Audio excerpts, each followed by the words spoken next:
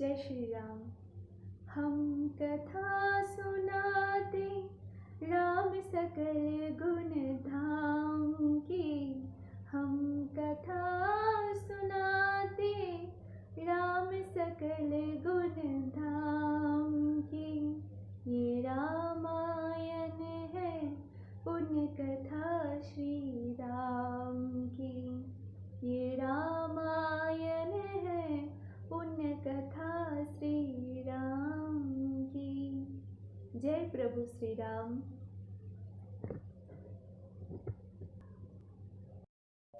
जय प्रभु श्री राम। रामायण है प्रभु श्री रामचंद्र के। इसी रामायण कथा के अरण्य कांड में स्वर्ण मृग की कथा मैं सुनाने जा रही हूँ। सीता की इच्छा इस अद्भुत मृग को पकड़कर आश्रम में रखने की हुई। अतः वे राम को पुकारते हुए बोले, हे आर्यपुत्र, आप और लक्ष्मण शीघ्र आइए। देखिए कितना सुंदर और अद्भुत स्वर्ण मृग यहाँ विचरण कर रहा है।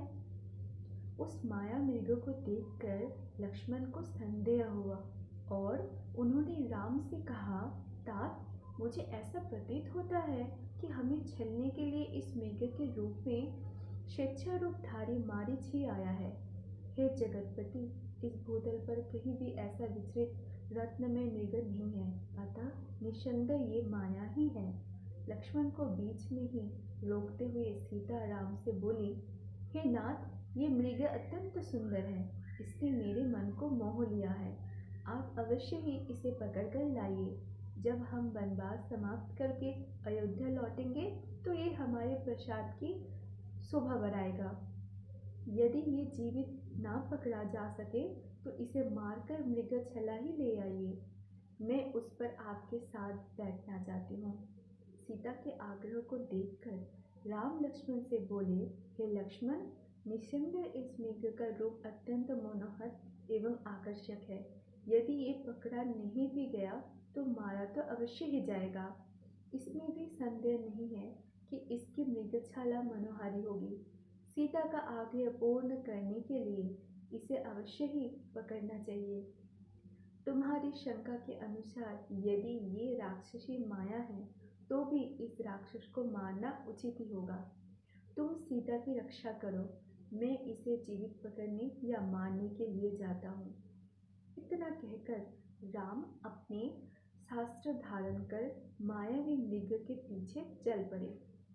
राम को अपनी ओर आता देख मृग भी उछलता कूदता गहन वन के भीतर चला गया। वो विविध वृक्ष झाड़ियों के बीच कभी छिपता और कभी प्रकट होता, कभी धीमी तो कभी द्रुत गति से भागने लगा। उसका पीछा करते करते रामचंद्र आश्रम से बहुत दूर निकल गए। अंततः मृग के दृष्टिगत होते ही क्रोध होकर राम ने एक तीक्ष्ण बाण छोड़ा जो मारीच के हृदय तक पहुंच गया।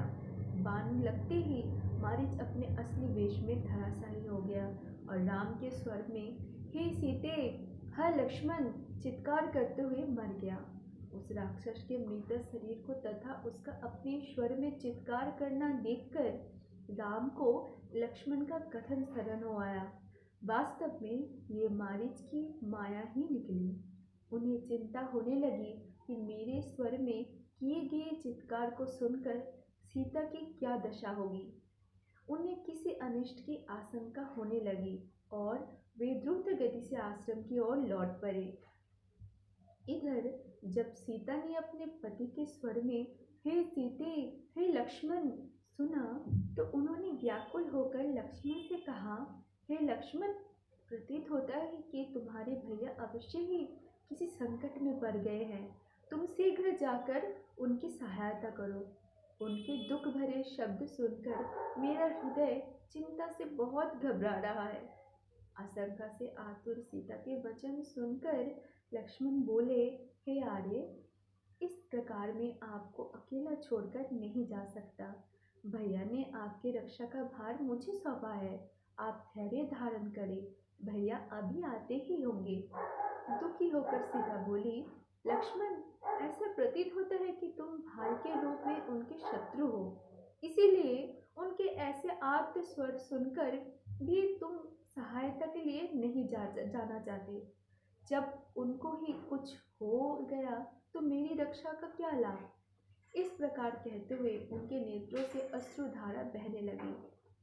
सीता की ये दशा देखकर लक्ष्मण हाथ जोड़कर बोले, देवी आप व्यर्थ दुखी न हो। संसार में ऐसा कोई भी देवता, दानव, मनुष्य, गंधर्व नहीं है जो भैया के पराक्रम का सामना कर सके। मायावी राक्षस नाना प्रकार के रूप धारण करते हैं और विविध प्रकार की बोलियां बोलते हैं, अतः आपको चिंता करने की आवश्यकता नहीं है। आप तनिक प्रतीक्षा करें, वे आते ही होंगे।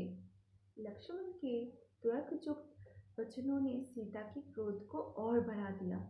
वे बोली, लक्ष्मण, मैं तुम्हारे मनोभावों को भली भांति समझ रही हूँ। तुम राम के ना रहने पर मुझे पा लेने की लालसा लेकर ही वन में चले आए हो।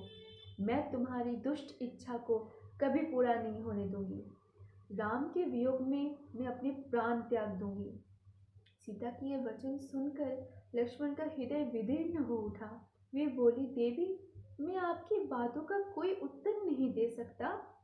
स्त्रियों के द्वारा ऐसी अनुचित और प्रतिकूल बातें मुंह से निकलना कोई आश्चर्य की बात नहीं है, क्योंकि संसार में नारियों का ऐसा स्वभाव प्राय देखा जाता है। आज आपकी बुद्धि भ्रष्ट हो गई है, जो अपने अग्रज की आज्ञा पालन करने वाले अनुज पर ऐसा दुष्टतापूर्ण लांछन लगा रही है। मुझे संशय हो रहा है कि आज आप पर अवश्य कोई संकट आने वाला है। वन के समस्त देवता आपकी रक्षा करें। वन के देवता इसके साक्षी है कि मैं आपके द्वारा भेजा जा रहा हूँ। लक्ष्मण के वचन सुनकर सीता के नेत्रों से अश्रुधारा बहने लगे और लक्ष्मण उस ओर चल दिए जिधर राम गए थे। जय प्रभु श्री राम।